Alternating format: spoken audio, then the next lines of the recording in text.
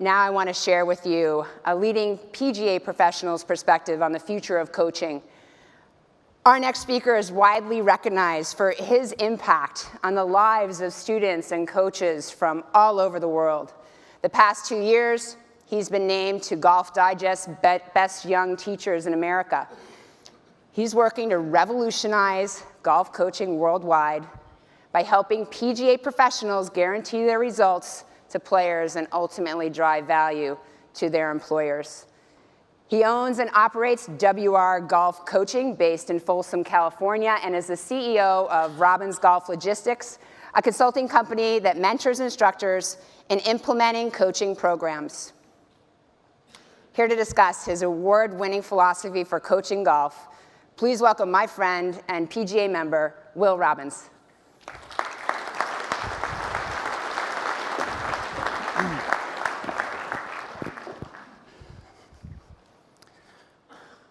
Well, Steve, I have to say that I think you just clearly defined the why for the PGA of America.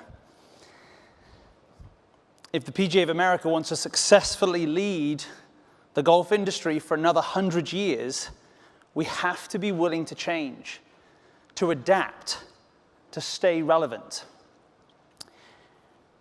And I want to put that into perspective.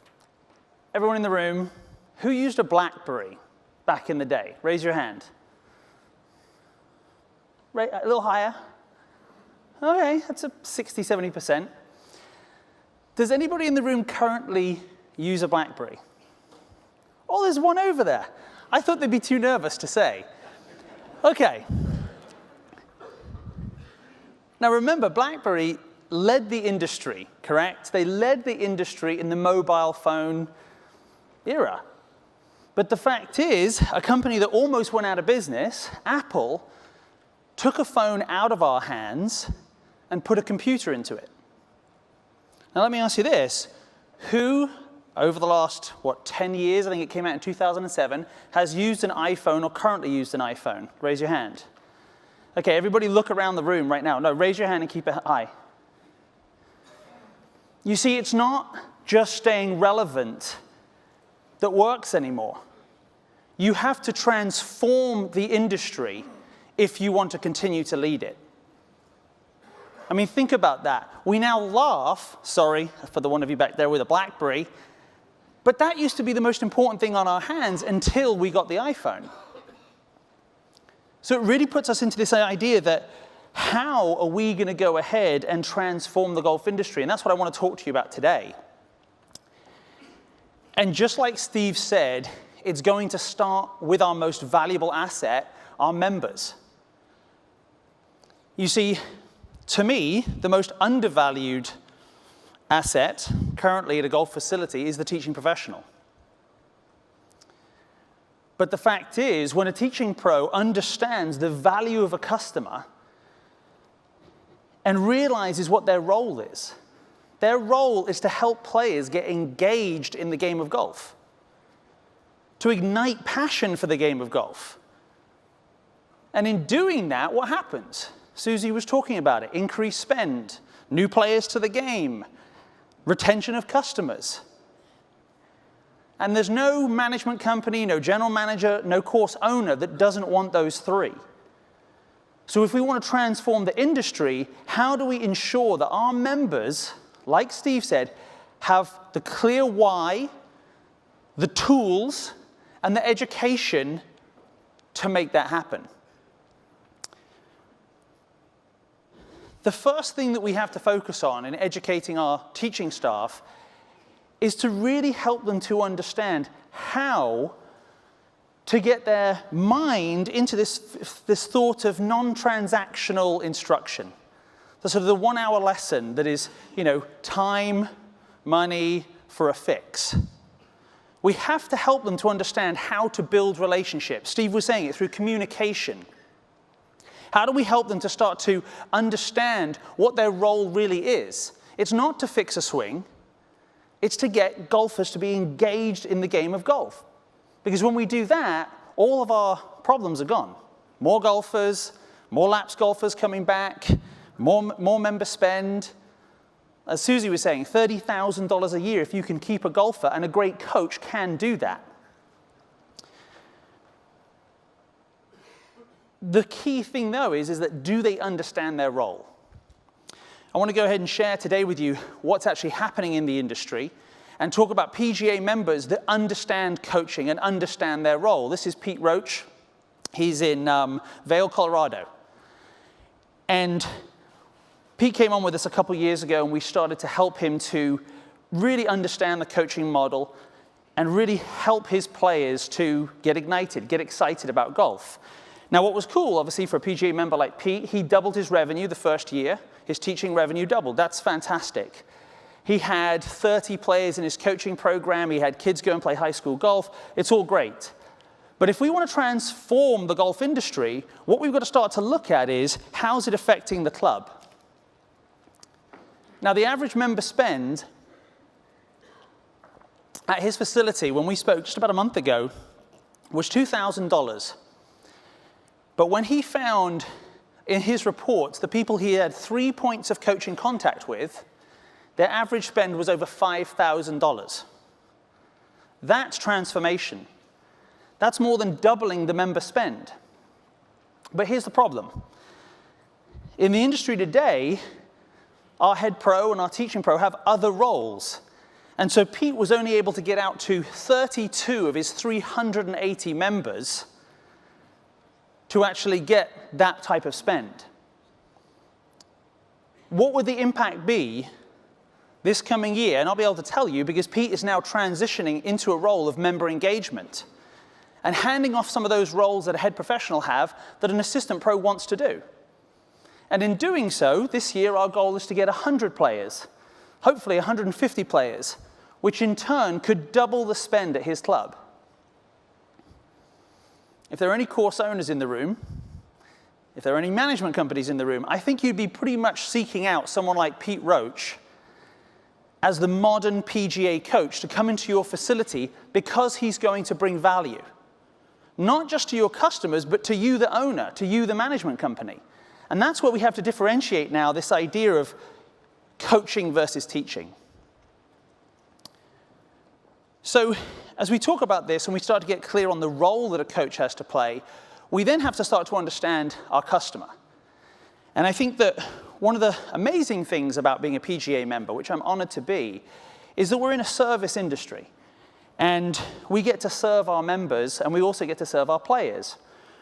But the fact is, that works great in the pro shop, customer service.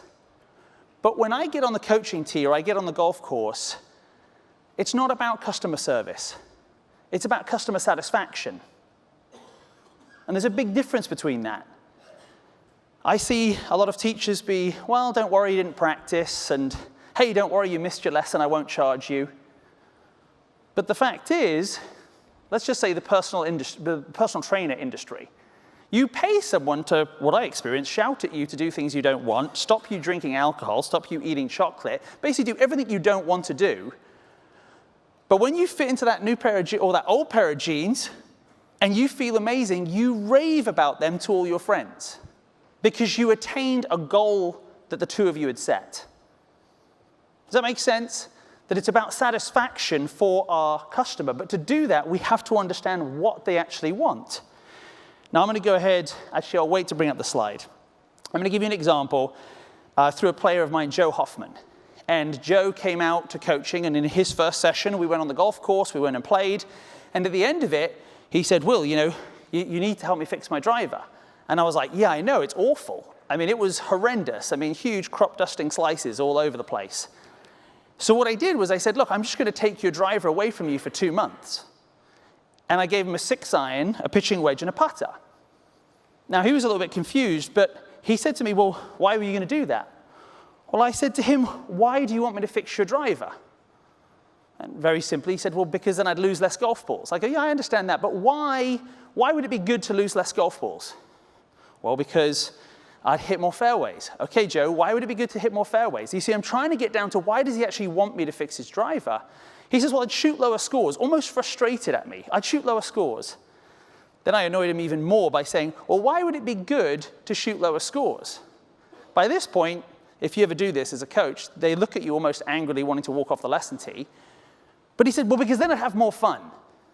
I was like, well, great. Well, we're clear on that now. So what you would like is to have more fun shooting lower scores. Now, can I give you what you need?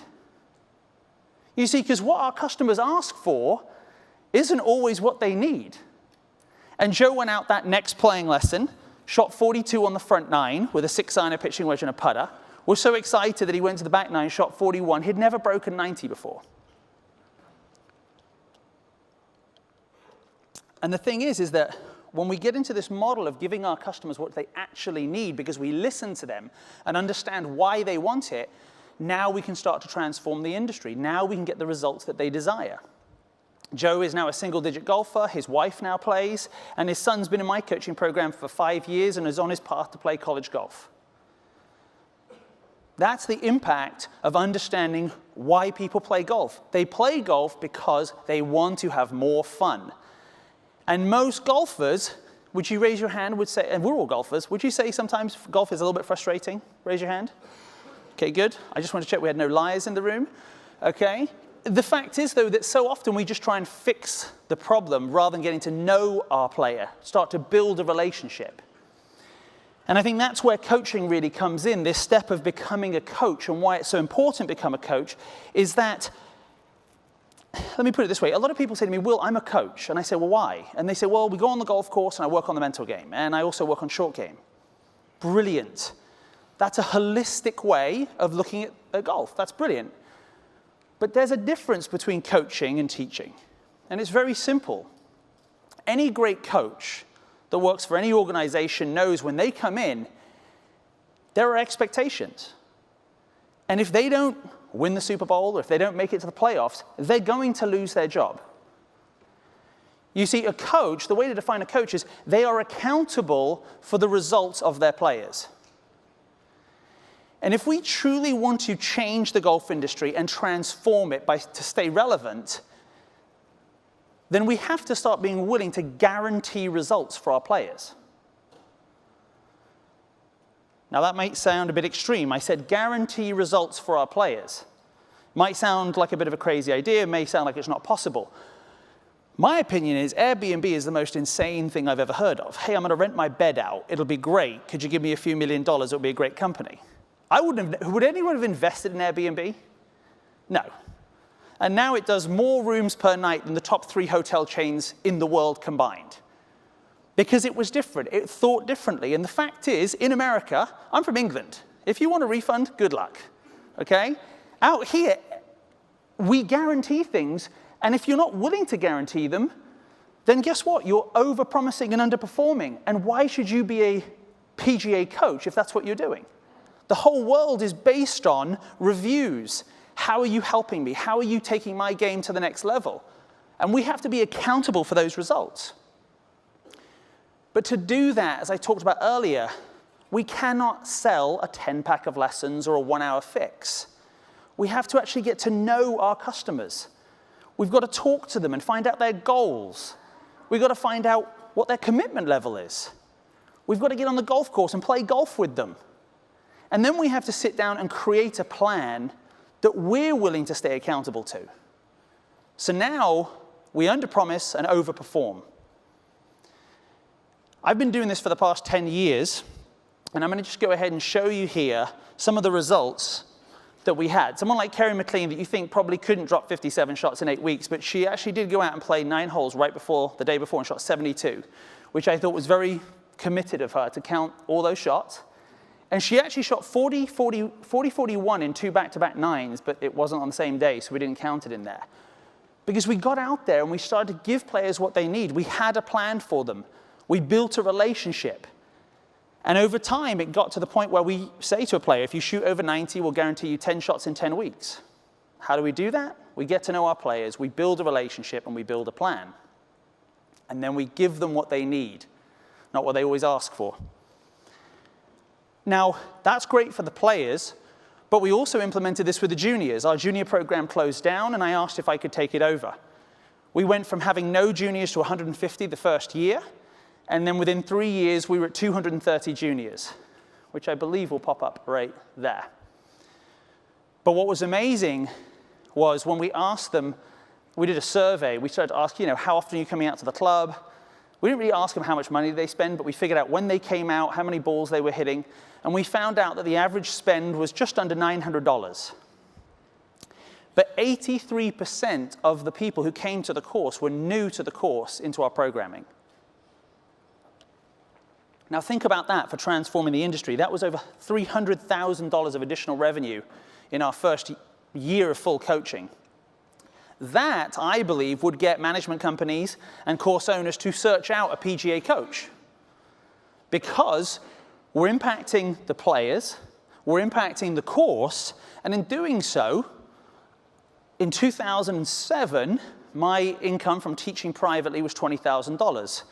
I started my company on April 1st, WRGolf of 2008. And around about 2009, April Fool's Day was there, and the economy crashed. Yet through the toughest economy we've ever had, I doubled the revenue the following year, and then almost doubled it the next year.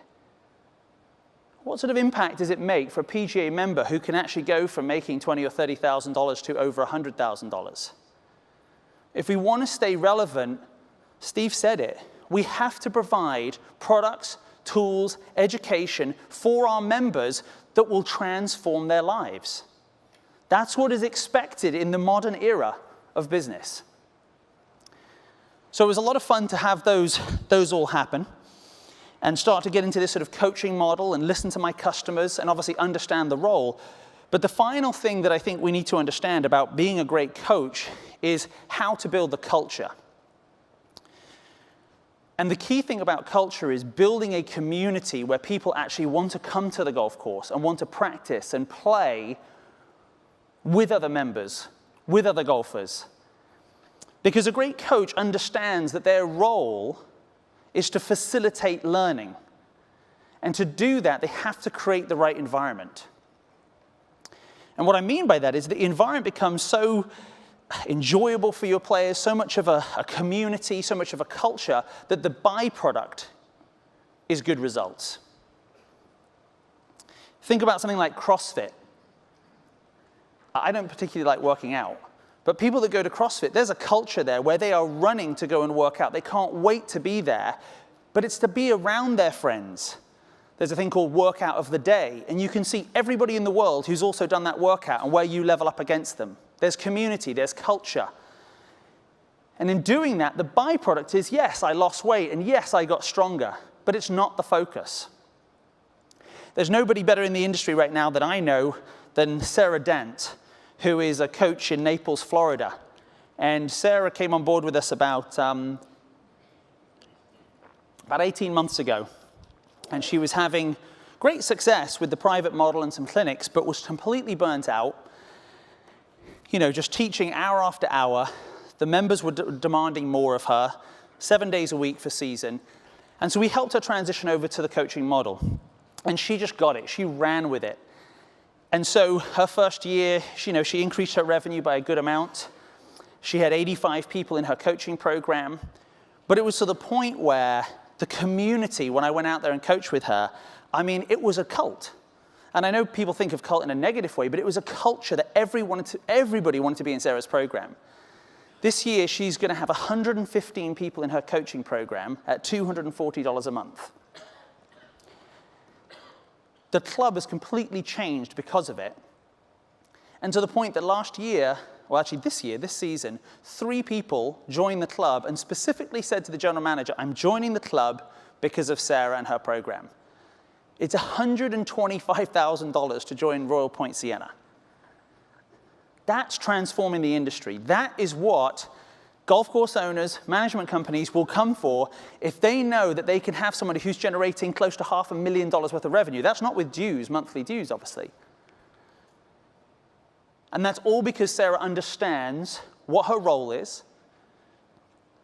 She understands what her customers actually want and why. She's then willing to get accountable to that. And then she's willing to create the culture. I had the opportunity 5 years ago to stand in front of my peers at the PGA Coaching Summit and talk about this win-win-win solution. and how coaching can transform the golf industry, and that is happening now. And I think the most important thing that we have to understand is that for us to stay relevant, for us to lead the industry by revolutionizing golf instruction, we have to ensure that we first of all focus on our member. Why should somebody come and join the PGA of America? It's so easy now to go out there and get technology and buy certifications. Why should I go to the PGA of America? There's one reason. Anybody goes anywhere, it's value. What value are you going to bring for me? And I truly believe that if we want to transform the industry, not just stay relevant in it, that we need to transform the lives of our members. I just want to show you one key example, and this is the first one that ever happened for me. This is Gene Buckham. He's a PGA professional. He got me into the PGA. And for Gene, his business was really struggling. His daughter, my goddaughter, was born with glaucoma and was having multiple surgeries. And he'd got to the point of, he was only making $17,000 teaching. He was working 6 days a week, taking half-hour lessons here, half-hour lessons there. And he told me, well, I'm going to turn down, close the program down. I just can't afford the time anymore. I need to be there with my daughter. And I just asked him, look, just trust me. Let me help you transition. Let me show you how to do this. So we implemented what we just talked about, those 4 key steps. And for Gene, I'll bring it up on the screen, he went from working 6 days a week to 1 day a week. His revenue went from $17,000 to $57,000, working 1 day a week. That's transformation. Would everybody agree? Anyone not take 57 grand a year for 1 day? I would. The idea here is this would bring value. If every PGA member knew this is what they could get, that if they transform into that coaching model and get that tools and support and education from the PGA of America, and they couldn't get it anywhere else, that's why we'll get the new PGM students coming in. That's why we'll have the modern PGA coach be the leader of the industry, because it drives those 3 keys: member spend, new golfers, and retention of golfers. Now, I'm going to talk about a little bit here about how we all sort of think that the next generation, the millennials, is where we need to put our focus, and the PGA of America needs to bring them in. Well, I'm going to go ahead and show you Jay. And Jay, I love you, but Jay's not a millennial, if you can tell, okay? Jay was not a PGA member, is not a PGA member. He owned a sign company, and he called me about just over a year ago and said, Will, I've been doing some part-time teaching, and I want to go ahead and sell my sign company. I want to be a coach. I said, great, let's do this. So Jay did those 4 steps, really started to understand what his mission was and what his vision was, and apply that to his coaching. And this is the value that Jay got. Last year, before he came to us, he made just under $13,000. This season, he made $12,000 a month. That is the value that we need to start to be able to create for our members by educating them, supporting them, and giving them the tools. Not only that, but we were able to get him from a small municipal course to one of the prominent clubs up in Boston. And he started up his coaching program, and this year he had 94 of 180 members, 94 of 180 be in his coaching program. That to me is absolutely insane. This is not a PGA professional. This is someone who's about a probably 3 or 4 handicap, who just got clear on what it is to be a coach, what his role was, what his customers wanted, and then created that culture, created that environment, and got accountable. And so the fact is the transformation's happening, and with doing that, when you look after the member, you get looked after, and he had 5 new members join the club. In his surveys that I read just last week, they were unbelievable, the responses he got. 4 of them said, we were absolutely going to leave the club until you came and took the time to sit down with us and draw up a plan, and now we're staying at the club. And then $60,000 of additional revenue just through the coaching programs. Transformation is happening, and it's going to happen. The question really is the PGA of America going to lead that transformation? BlackBerry thought it was good enough just to stay ahead. Apple thought differently. Kodak, they're gone. They led the industry. They almost had a monopoly on the industry.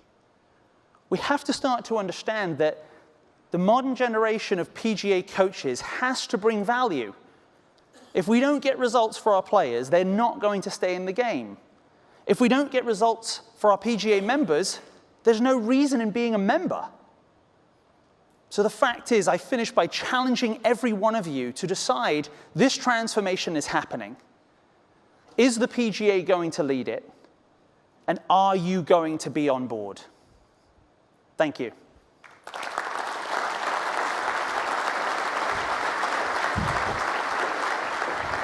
Awesome job, man. Thanks. Awesome job. Thanks so much, Will.